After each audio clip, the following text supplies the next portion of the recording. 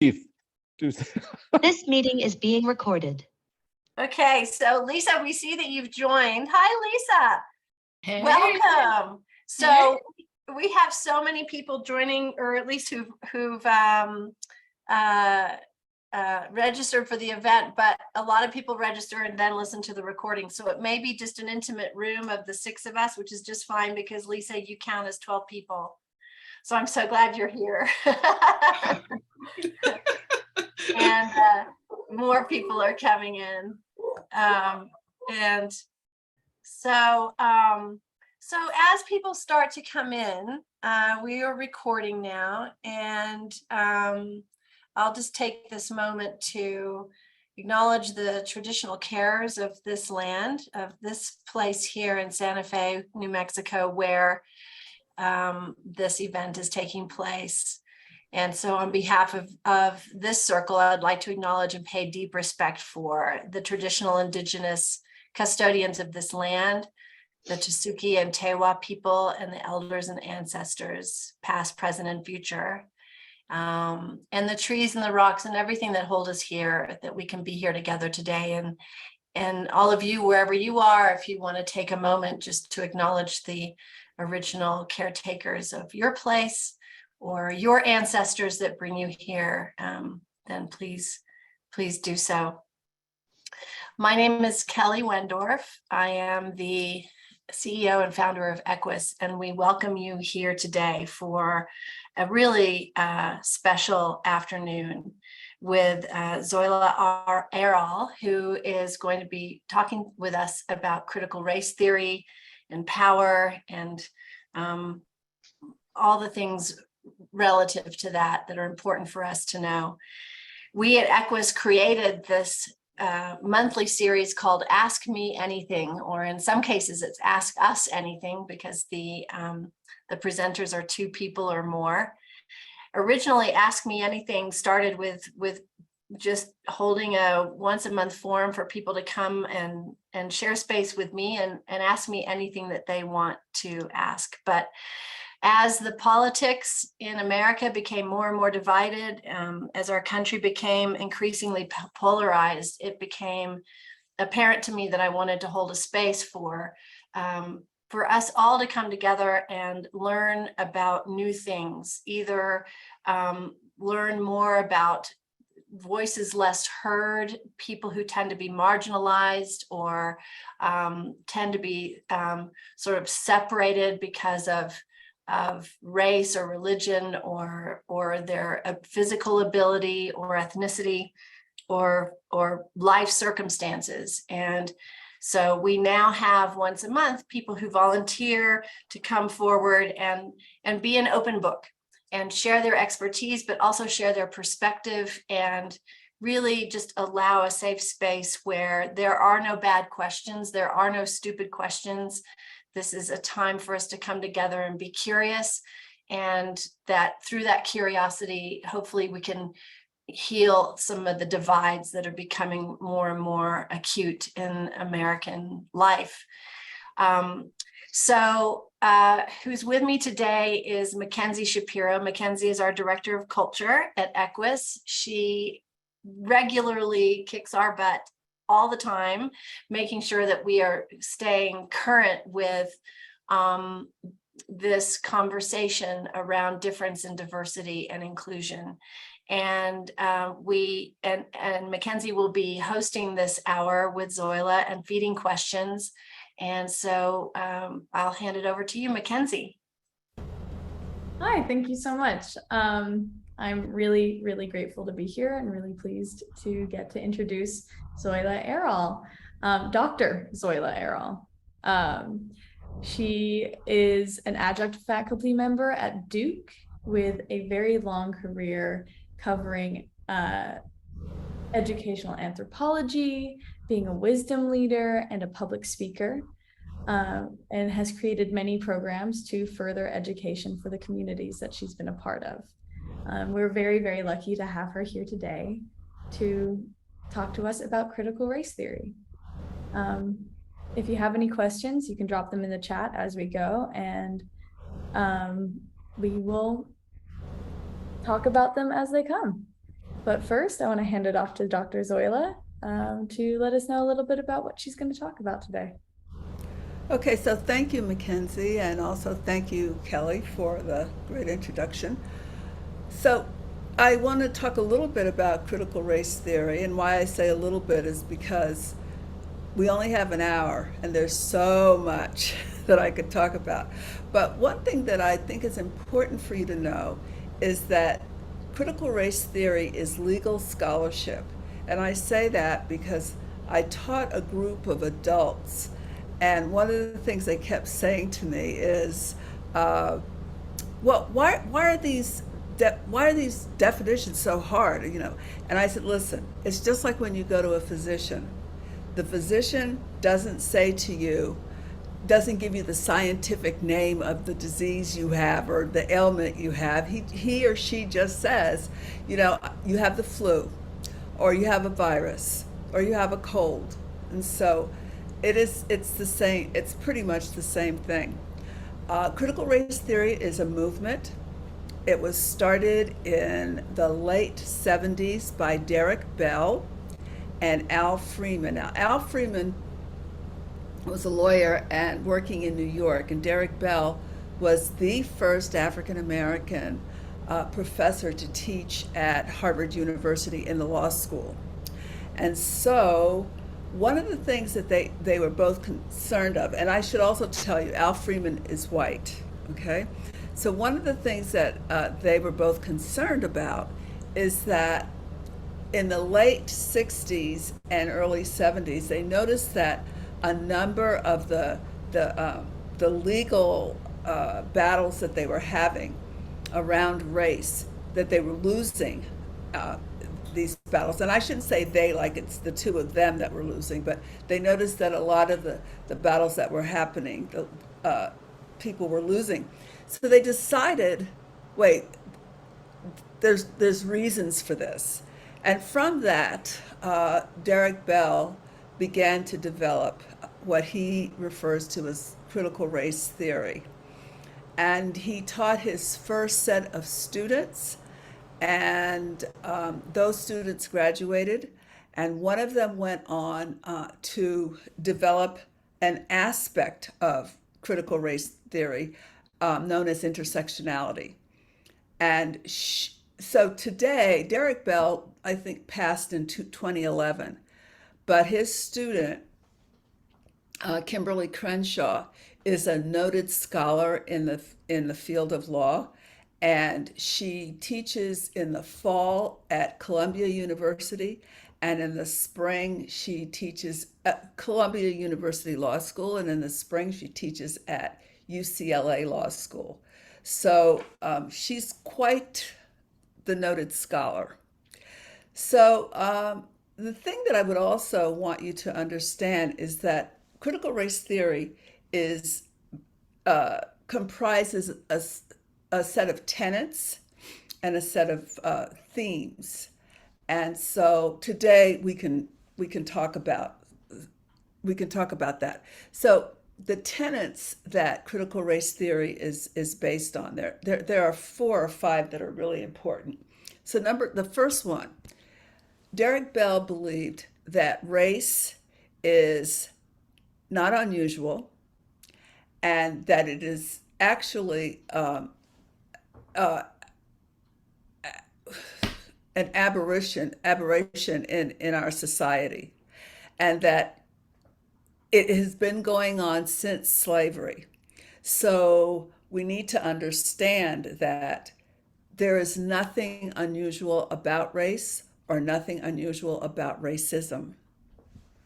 Okay, so the other thing that Derek Bell really believed in is, and a second tenet is known as interest conversion. And what interest conversion is, he believed that when people of color were able to win something or to gain something, it was only because white people would allow it. So I'm going to give you an example, and this is probably the best example. Many of you know that the Brown versus Board of Education in 1954 struck down Plessy versus Ferguson, which Plessy versus Ferguson said that all facilities in the United States could be separate but equal. So you had places for Black people, you had places for white people, and in some cases it was places for people of color, facilities for people of color. So in 1954, the Supreme Court voted unanimously to uphold Brown versus Board of Education and say that schools needed to be integrated. But the interesting thing about that is there was no timeline that was given. So, as an example, in 1956, my father took me to register me for kindergarten. Now, this is 2 years after Brown versus Board of Education. So he takes me to register me for kindergarten, and a white man came out and put his hand up and said, where are you coloreds going? And my dad said, well, I'm coming to register my little girl for school. And he said, no, coloreds don't go here. And that was in the state of New Jersey. In North Carolina, where I'm living now, where my home is, North Carolina did not pass integration, or didn't do anything about integration until the very, very late 60s or early 70s. So again, there was really no timeline that was put to this. But the reason that people accepted this, or the reason why you had all the justices voting for it, is because many Blacks were coming back from the Korean War and from World War II. And Americans were very, very concerned about how the United States was going to look to the rest of the world. And they said, we can't afford to have our Black soldiers come back and mistreat them. So we've got to give them at least a bone, and so we'll throw them this bone, and we'll just say that, education needs to happen for all kids. And so that is what Derek Bell meant by interest conversion when he explained that in order for people to gain anything, people of color to gain anything, it has to be something that white people really want. Okay, so that's that. So the third thing is counter storytelling.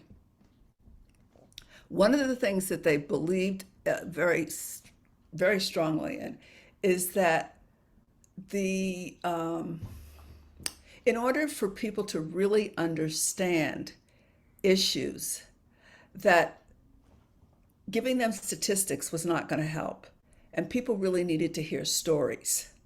So when I say to you that in 1956, there is a person who came and told us that I couldn't go to school at this white school, but they were sending me to a school for Blacks that had no, in New Jersey, that had no plumbing facilities, indoor plumbing facilities, then you understand, wow, this was a situation where integration was not happening in the state of New Jersey, or in all parts of New Jersey. Okay, so there's counter storytelling, just believing that people of color many times, if they were able to tell their story, then it would be believed, or it could be believed.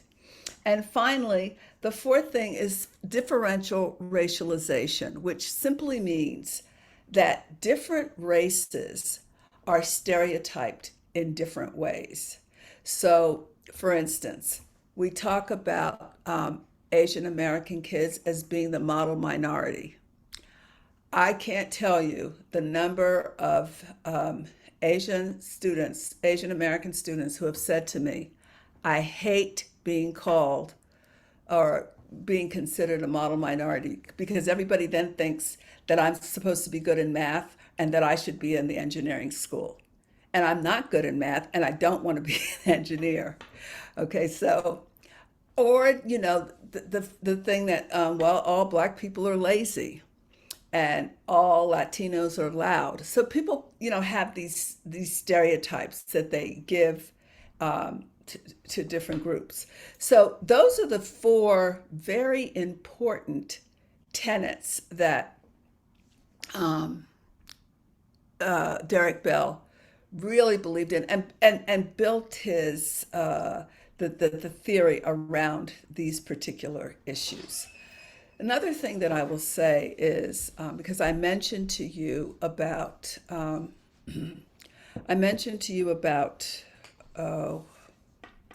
Kimberly Crenshaw. So Kimberly Crenshaw, as I said, was a student of Derek Bell's, and then she went on to develop this term known as intersectionality. And intersectionality simply means that we can encounter discrimination in many different ways. It doesn't have to be just race. It doesn't, or in my case, it doesn't have to be race, and it doesn't have to be gender. It can also be sexual orientation. It can be ability. It could be ethnicity. So there are a lot of different ways that people are seen. So that's a little bit. That's a very, very, very little bit about critical race theory. Oh, the other thing that's really important for you to know, critical race theory is not about individuals, okay? It refers to systems. So it's a way of looking at race, racism, and power in systems to see where the systemic racism exists. And systems would be education, healthcare, employment, the prison system, banking. So any system-wide institution is what race critical theory does to really try to figure out where are the inequities. So I'll stop talking for a moment and ask you if you have questions.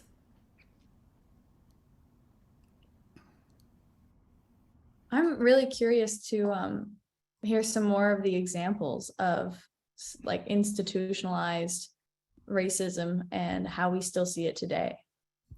Okay, so I would say that if you look at any institution, I'm going to take healthcare. So if you look at healthcare, there are ways in which people have discriminated against others for years and years or decades. So one example was the I don't know. Do you all remember the whole story about it was an experiment where they wanted to test to see if I think they wanted to see if penicillin worked on syphilis, and so what they did is they injected a lot of Black people with syphilis. And so why choose Black people? Only, just only choose Black people. But so that's some of the racism. Today, I read an article just recently that in healthcare that there are doctors who sometimes feel that people of color, but Black people in particular, don't have as much pain. And so that they will give they'll prescribe medication for their white patients before they'll prescribe for some of their patients of color.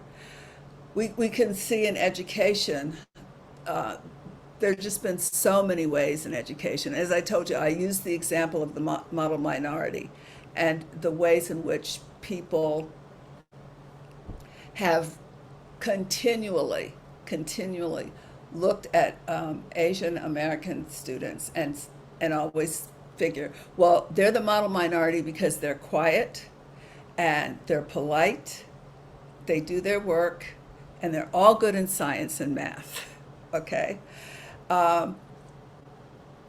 We could also look at housing.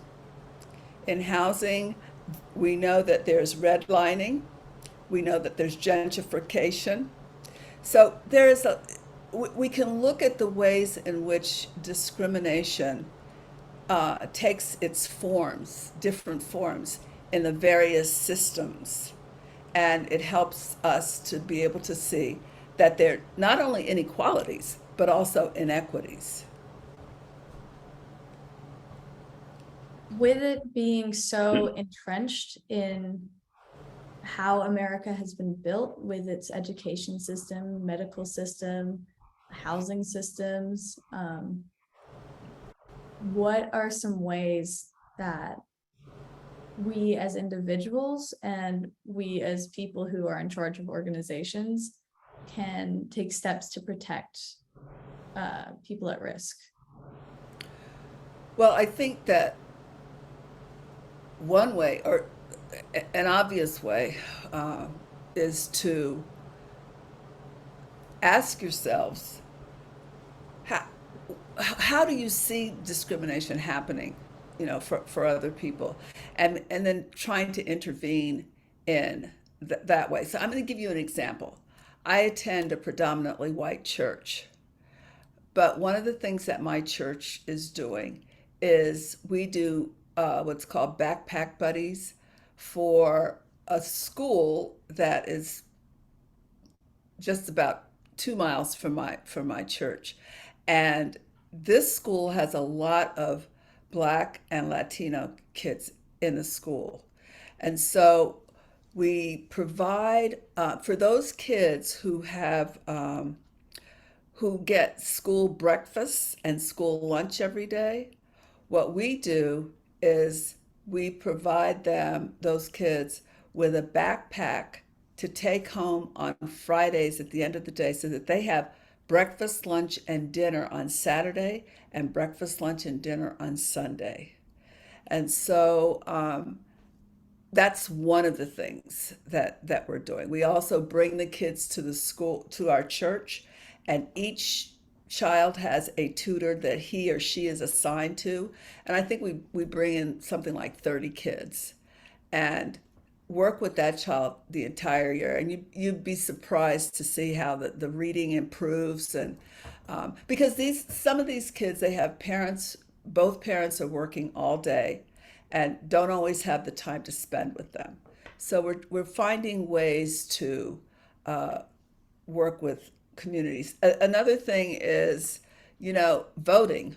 Now, we're talking about voting rights and the fact that voting rights is still an issue that there are people who are still fighting for. But I think to even think about who is running and what are what is their agenda, and what is it that they're going to do for the community. So I think all of this are things that are important. Well, let me ask you all, if you had let's say there is a particular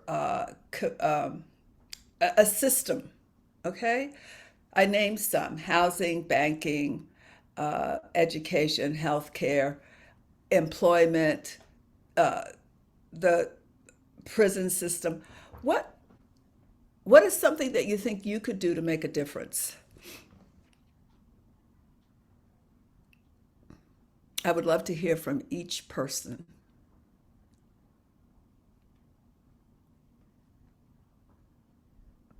Do you mean specifically individually or Yes. individually? Oh, shit. And remember, Yeah. this is around race. We're talking about race. Well, I think about my neighborhood, which is primarily who live here are the Native American people, the Pueblo people in New Mexico. And I guess one thing that I could do is I think about the resources I have. And the children, interestingly, a lot of the kids around here don't get a lot of time outdoors and with animals and things like that. So I could imagine having some kind of youth thing or something here where we're with the horses and just have access to the animals. That's the first thing that comes to my mind when you ask that question. And that's great. Hi, Dr. Chan. This is a friend of mine. So, what about somebody else? I'll pass it to Andrew. I I want to jump in. I think I can think of two things. The first thing that came to mind maybe isn't systematic as much as it's personal, and that is to really be. I mean, I feel a responsibility to be vigilant to speak up when I hear things being discussed around me, especially as a white man, because people say things and they think, "Oh yeah, you're in the club, so we'll say this to you," and Right. I rarely hear anything particularly just abhorrent, but sometimes it's subtle, and I think I have a responsibility to speak up in that setting, just in whatever the setting might be. And the other thing, just and this sounds, this is a little bit easier for me to do than the first thing, and that is to just make choices about, where I might do business, where I might put my time or put my money or put my resources or put my anything, or encourage my son to get involved with or not, and make decisions based upon what is the record of that institution. And that institution might be the US public health system, like that did Tuskegee, about that. Yeah. Yeah. I couldn't remember Tuskegee, but I remembered syphilis. I have no response to that, but okay, good. Okay, somebody else. I think my generation is really good at making noise and bringing things into awareness. And I also love making noise. So, I mean, creating the AMA space to continue education, donating to things like Planned Parenthood in neighborhoods that are specifically still predominantly Black or Hispanic, or any of those kind of neighborhoods, because so often they don't have the funding to be able to get medical treatment, especially with the whole like Roe v. Wade thing going on, Planned Parenthood. But and then also just like making noise, supporting TikToks and boosting people who have things to say. That's wonderful. Thank you. I have to ask you, Lisa, is that a cat behind you? It's a cat on my shoulder right here. I am so sorry. Okay, on your He's shoulder. distracting. I'll put him out. No, He no, is no, a giant no. baby. I have a cat and I love cats, so that's fine. Well, he must want to be here with you. I didn't want to start the battle of trying to put him down and having him jump back and forth. Right. There. That's okay. All right. Well, since I'm talking, I'll go. I have some quick questions. As Kelly warned you, 12 people are coming, so I have a lot of questions. Okay. But are there more than 4 tenants? No, they're probably 4. No, the 4 that I told you are the ones that there are some themes. And so so a theme is one theme is a theme about the issue of liberalism. So in terms of liberalism,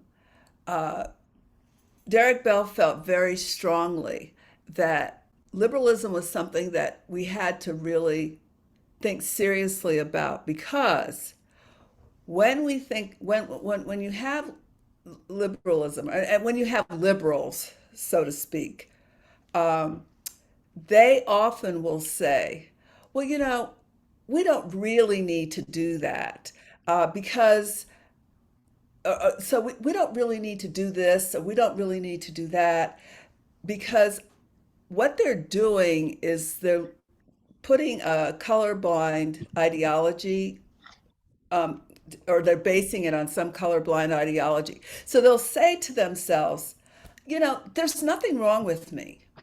I like all people. And, this affirmative action law or this, whatever law, we don't really need it because we just simply need to understand that everybody's equal. But we know that everybody is not necessarily equal. And we know that there are definitely inequalities and there are definitely inequities. Okay? So that was the theme that he really upheld. Another theme that he felt very strongly about is the whole idea of revisionist history. So, I'm going to ask you, what do you think revisionist history is? I live in the South. I know what revisionist history is. I'm really sorry. I have PTSD from it. Okay. So do you want to just explain what that is to everybody? Oh, It's just a way of rewriting history so that it benefits someone else. All that's a right. less complicated way. Yes. I'm Yeah. saying, yes. Thank you. And Yes. so and that's one of the things that that Derek Bell felt strongly about also. He said, we rewrite history in ways that it will benefit certain people, and then we rewrite it in ways that it won't advantage others. All right? Well, I'm not going to push people, so Yeah, can I I say do have something? something to say to answer the yeah. question about what to do where I am. And Okay. so my answer to that is I've been a breastfeeding mothers and babies advocate for years. And it's only been in the last 10 years that the women I'm working alongside of, suddenly I feel like something shifted in the Black community and certainly in myself, that I started hearing for the first time their story, like the truth of putting a poster up, for example, and this article is up online, putting a poster up, Kamari Bug, who runs Reaching Our Sisters Everywhere, says, you put a poster up at the nurse's desk and then you say, well, see, they just don't want to breastfeed. And you don't realize that the Black community doesn't operate like that. They're very relational. So this is offensive, and it's very it's it's white and all kinds of problems there. But I feel like in the last couple of years to really I had the same feeling listening to the audio version of Some of Us, just my own shock of what's going on around me that I don't know is happening and I can't see. And so I really do have to do just, if I just take time to listen now, the world changes a lot. Absolutely. And thank you. Li Chen, you said you had something? Yeah, thank you. So, I want to echo what Lisa just shared. To me, this is it's a lifelong process. So the continuous learn, and we all of us are shaped by our education, our experience, our schooling, our lived experience, but knowing both Zoila, have affiliation with the programming education, you think about our curriculum, think about our structure. Zoila mentioned about history and what we learn in school, how certain people are continuously to be ignored or erased from our understanding of, what being American really means. So to me, I think that's really important to be continuously learn and involve. And then the second thing I feel is really important is like showing up for each other.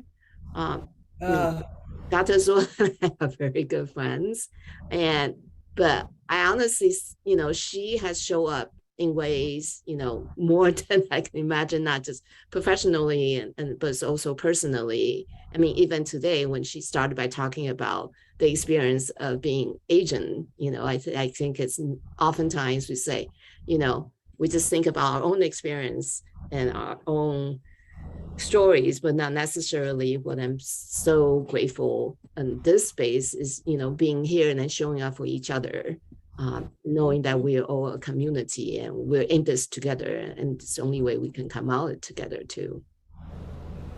Well, that's important. Us showing up for one another is really important. I think the other thing that I would want you to know is that there have been communities that have developed critical race theory that really speaks to their particular issues. So, for instance, Tara Yasso developed what's called critical race theory for Latinx people. And in it, she has what she's created what she calls a community wealth model. And what she does is she helps Latina women to understand that it is not because their children sometimes, we're talking also about poor, impoverished Latina women, and also those who may not have a lot of education, but that they shouldn't feel that their children don't deserve the same as all other children deserve.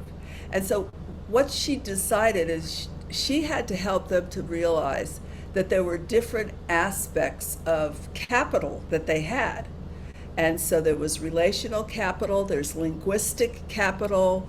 I mean, I have, I can't remember them all. So I have the list here somewhere. Okay, so there is aspirational. So the fact that these women, they had hopes and dreams for their children, just like everybody else. Linguistic capital. Many times we forget that because people don't speak English well, but can speak English, and that they have another language, we completely forget about the linguistic capital that they bring. And there's familial capital, there's social capital because they have a network of peers and colleagues and friends, and there's also resistance capital in that these are people who will fight, and I don't mean like go out and fight like that, but will march, will go to schools, will go to hospitals, will do anything they can to make sure that people in their families and in their communities are going to be able to move forward. All right. There's also Asian American critical race theory. And in that particular area, they look at two things: the whole model minority myth, because it is a myth, and then the whole idea of looking at Asian Americans and making the assumption that they don't live in this country, that they're from somewhere else. It's always interesting that, I will hear, so at Duke University, I would say maybe 1/4 of the student population is Asian and Asian American. And the number of people who will say to an Asian American student, "So where are you from?" And the student will say, "Baltimore." And then the professor or somebody will say, no, I mean, like, where are you really from? And so there's this whole idea about being foreign. And then finally, there is tribal crit.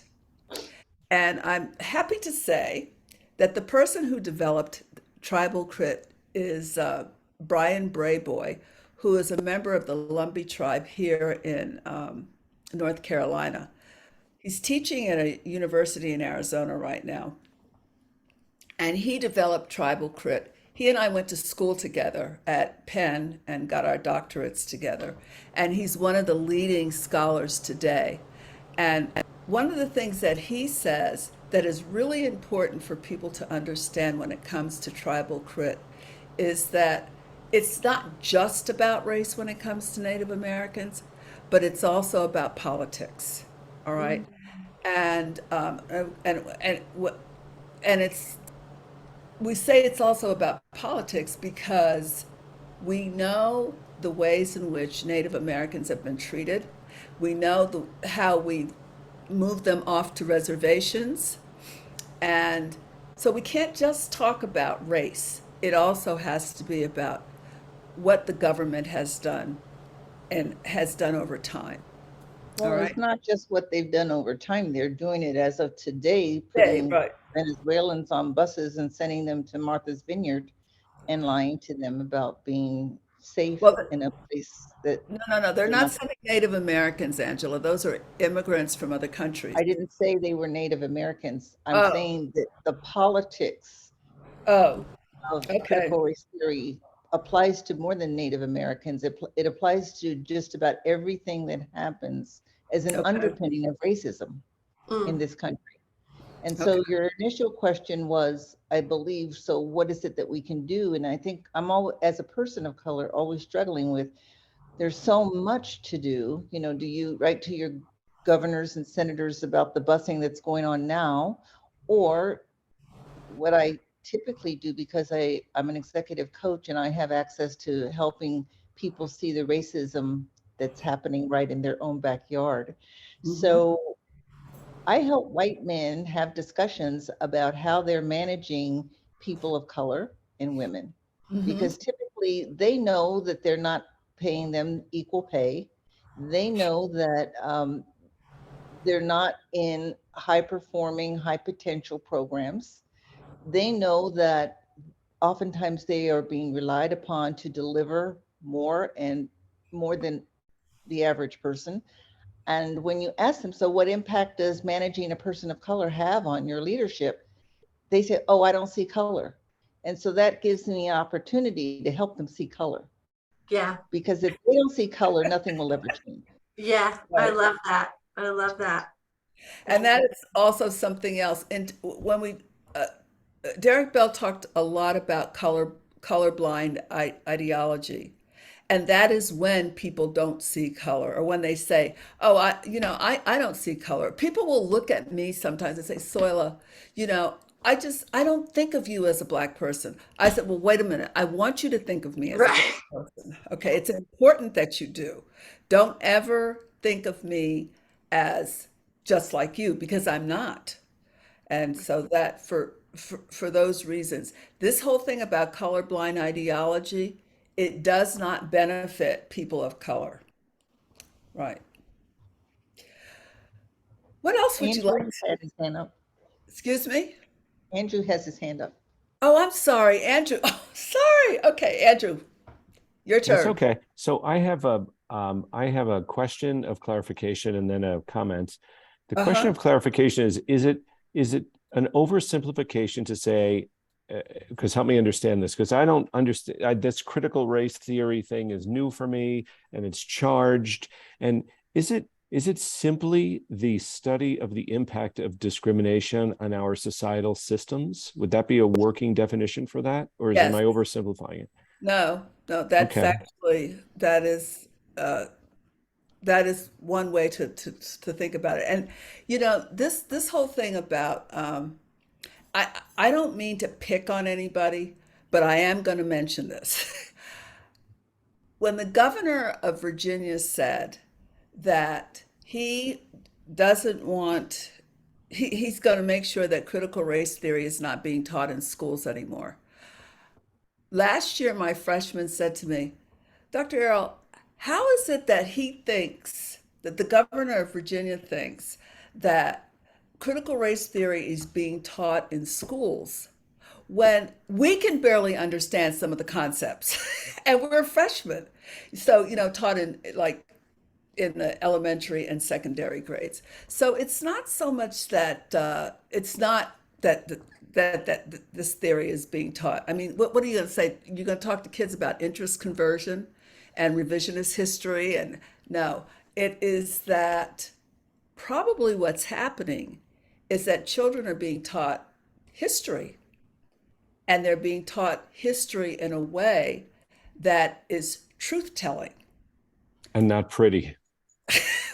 Right, right. And you're right, it's not pretty. So I think it is all of those kinds of things that are happening. And one reason, somebody said to me the other day, so tell me why critical race theory is important. And I said, well, one reason is that it's important is right now when we look at schools, we look at education in our country, and this is systemic. We have places where they're banning books. They're banning books in schools, and they're banning books in libraries. I mean, they're banning Of Mice and Men, and what my favorite book, To Kill a Mockingbird. So some of these are ways in which, or the reasons that they're doing it is because,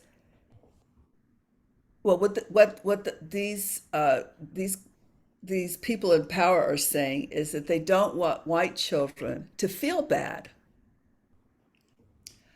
But in my class yesterday, so we've been meeting twice a week for the last 3 weeks, and yesterday at the end of class, and we talk about race. I said to them, I want to know, how are you doing? And they looked at me and they said, what do you mean, how are we doing? I said, no, I want to know, how are you doing? We're having these conversations about race. We're talking about some of the good things, and we're talking about a lot of the not so good things. And I want to know how you're feeling right now. And they started speaking up, and they said, listen, Dr. Airall, we took this course because we wanted to know about this. And so you don't have to worry about us. I said, okay, I just trying to take a temperature check, because I think that that's important. Kelly. Kelly, just one sec, because I wanted to make, and your point about just asking a question about feeling, I really want to circle back. I'd love to just highlight what you said earlier for myself about that one of the tenets about storytelling, because it's one thing to understand systematized, institutionalized, legalized racism. It's another thing to feel it. So, like, I think it was the first time we met, Zoila, 15 years ago in Oxford, and we're in this group talking about our lives, and you started telling stories about your childhood, and I was like, oh my God, it's like, yeah, I've heard about things like this, but I've never felt things like this because it was so far away from where I lived in Lytton's, New York, which is filled of red line areas and highways blowing up neighborhoods and all that stuff, et cetera, which I've come to learn about historically. But there's a very big difference between getting a concept and feeling it, and what's the impact of that. So I appreciate your sharing your stories, and anybody who shares their stories. And I don't want to have it be like a responsibility issue. It's an additional burden for people to share their stories, whatever. I don't even want to go there, and all the discomfort that comes up to me about acknowledging that, but just to recognize and honor and acknowledge, and just please, the stories are so important for people who grow up in a different way. The storytelling is critical, so thank you. So, and that's known as counter storytelling. Okay, Kelly. Yeah, thank you. That's such a rich dialogue. So there's so much I want to say. It's not really a question, but just first of all, the power of one-on-one conversations. And I shared with you, Zoila, how much Mackenzie's had an impact on my life, because she just would all the time sit down with me and point out my racism and my bias and my basically being fast asleep. And I was definitely one of those colorblind people, because I had this kind of spiritual ideology that kept me from seeing difference. And seeing difference has been hard, but healing. I mean, I think it's not only good for the people who are different, but it's also very good for me, because I get to step into a true place in humanity that's right and correct, not distorted. And that feels really empowering. I feel like critical race theory is so important inside organizations because you're talking about power. I mean, you're basically talking about power. And how we wield power, how we understand how power works, how we empower others because we understand that it is not equal. And also inside coaching conversations, the invitation to keep learning so that when I'm in space with somebody, I understand the difference. And I can speak inside that difference, or at least know that I don't know something and ask questions. But I feel that right now I'm feeling very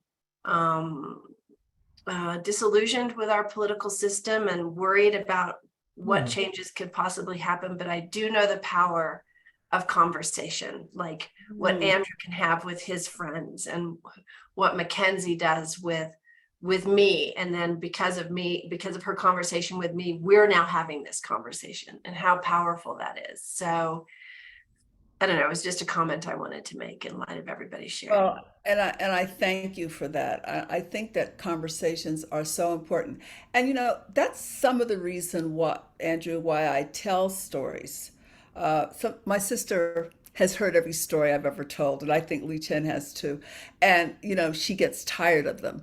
But I tell the story, and then I listen and I look for people's reactions, and then sometimes we can have a conversation about it, and sometimes we don't have a conversation because people are just so, "Oh, I can't believe that. Is that really true?" Well, and this thing about, we can't share this with children or young people because they'll get upset, but it's such a double standard because they're really happy to share with first graders how polar bears are, falling off of little glaciers and drowning. Right. Climate change. They're really happy to terrorize children with a lot of things. Right. So, and my experience of kids and young people and small children is that if something's true and congruent, it may be hard, but that feels better to them than untruth. No, I think you're right. And I have found that with the students that I've been working with. So I can't say any more to you than you need to keep up these conversations. These conversations are just so, so very, very important. Zoila, would you mind to, because some of the terminology I know, but I know there are listeners who don't necessarily understand. So please define redlining and how that impacts race and equality.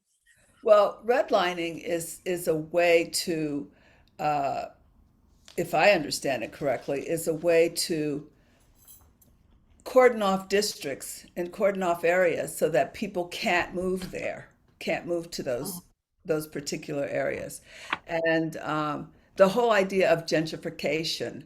So in Durham, now, when I first came to Durham in 2002, I remember thinking, I'm not going to stay at Duke very long because this downtown looks horrible. Nobody was living downtown. But we had a black mayor, and what he decided to do is to bring businesses. And so downtown is bustling now, and it's absolutely beautiful. But the few black people who were living on the streets or wherever in downtown, they have all moved out, and they're not in those areas now. And the tallest apartment building in Durham right now is downtown, and each one of those apartments is going for $1 million. You have to buy the apartment for $1 million. I mean, I said to myself, do people think we're living in New York City? But so there are people who don't have the opportunity to, they just can't be part of living in that area now because the expense that it's taking, and the restaurants and everything that they have downtown are just so expensive now that nobody can afford to go there to just get a bite to eat unless you're somebody with means. And isn't it true then that people of color are then relegated to neighborhoods that have sort of, that's where all the industry is, or the poor water, or the Right. So flood zones? I'm going to use Jackson, Mississippi as an example. You know, we're hearing about all the bad water there. Well, I was reading that Jackson used to be a city of all white people. And then a few blacks started moving in. And then, so what ends up happening is you have white flight. And then when you have white flight, many of the people who had the means and, you know, left. So now over time, you've got more people, blacks who are there, but they're people who are impoverished. And so impoverished. So because of that, they don't have the money, you know, to help, you know, pay for their, I guess, for clean water. But it seems to me that the government needs to, in some way, be looking at the entire state and saying, you know, we need to make sure that there's clean water for everybody, right? Yeah, great. Thank you so Thank much. you so much. That we are wrapping up to the end of our hour. It has been such a beautiful conversation with you, Zoila, and I would love to I hear hope so. more of your thoughts too. Potentially we could work on some glossaries or media to share with everyone later. Okay. Your voice is just so incredible, and thank you so much for joining us. And this was a pleasure. It was great to be able to talk with you, to listen to you, and to share a little bit about critical race theory. Yeah, thank you, Thank Zoila. you so We much. we'll create a handout for folks, just to have some definitions and themes and Okay. core principles. We'll create that, run that past you, Zoila, to make sure we got it right so that people can Okay. download it. And Can I ask if there are any resources for who's Yes. out there that can help us get it right, help us with wording and advocacy? That would be great. Thank you. One thing you can do, you may want to write this down. I can also just send it to Mackenzie, but there is a book called Critical Race Theory: An Introduction, and it's by Richard Delgado and Stephanie Stefancic. They are both law professors at University of Alabama, and they're a couple, and okay. they have written this book. Okay, that's terrific. And Lisa, we'll compile some more resources as well as something, and then send that out to everybody who's registered for this webinar. So that'll be your job, Mackenzie. Everybody, thank you for taking time out of your day, wherever you are, whatever you're doing, whether you're listening live or whether you're listening to it later, that you're taking time to make a difference, to learn more. Your presence matters.